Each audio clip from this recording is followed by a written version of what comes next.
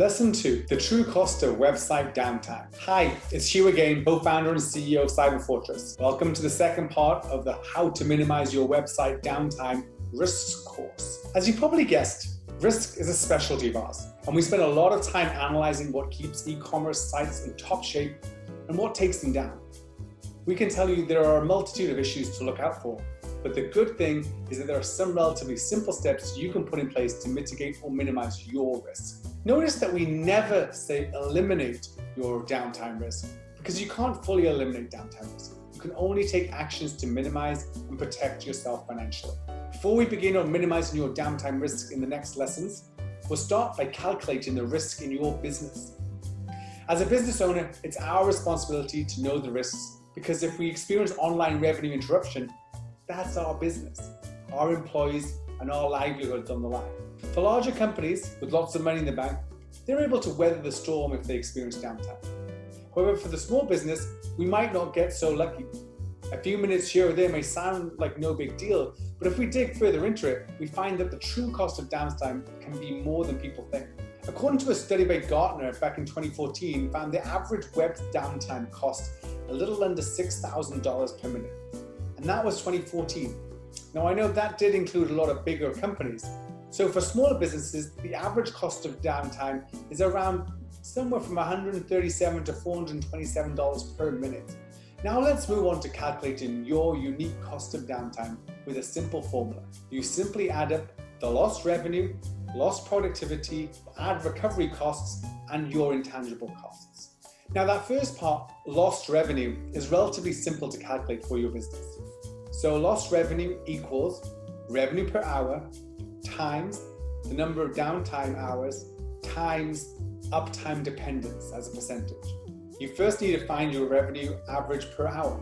You can calculate this by taking your average revenue per week, then divide it by the number of hours your business is up per week. And revenue per hour is just simply your weekly revenue divided by 40 hours.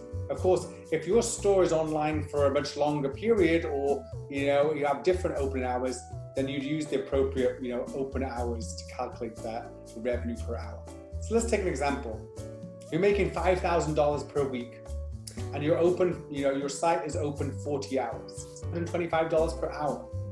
We're going to use these numbers throughout this exercise. Okay.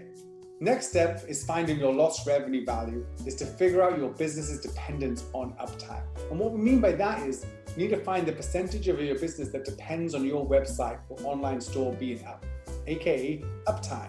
So let's take an example. If your business is an e-commerce store and you only sell online, then your uptime dependency is 100%. If you have a physical store and an e-commerce and 60% of your sales come from online, then you are 60% dependent.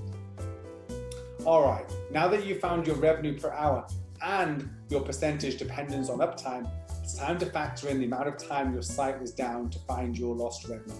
So taking our example, if my revenue was $125 per hour and my network was down for 2 hours and my uptime percentage is 100%, my lost revenue would equal $250 per hour.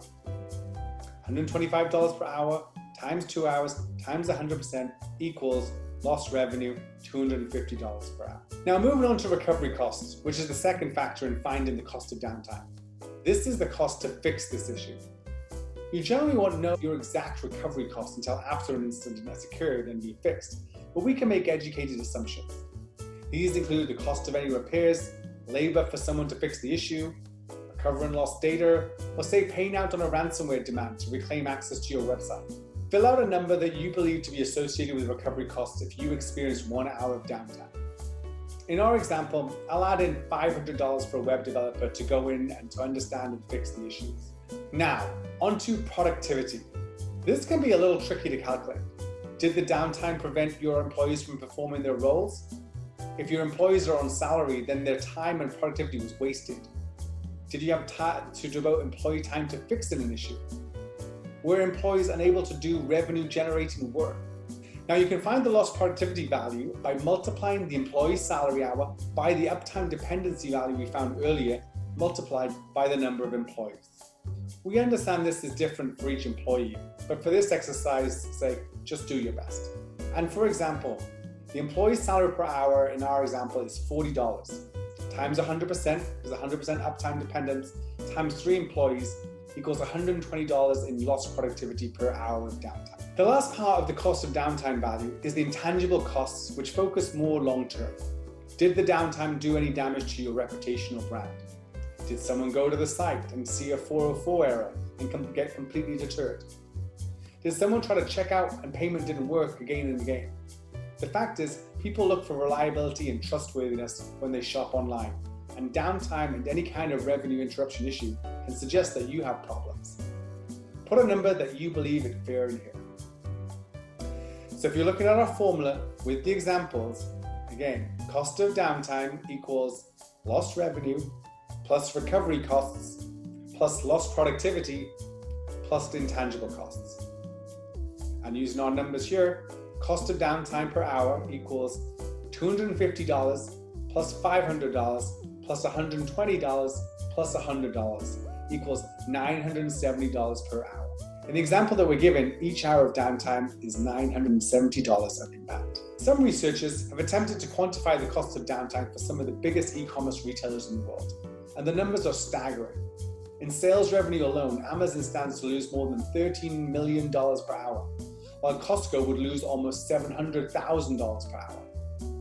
You might recall that Costco had an outage on over Thanksgiving period back in 2019, and I think in total the whole outage cost them about $11 million. Now you might not be looking at numbers like that, but you will be facing significant numbers for your business.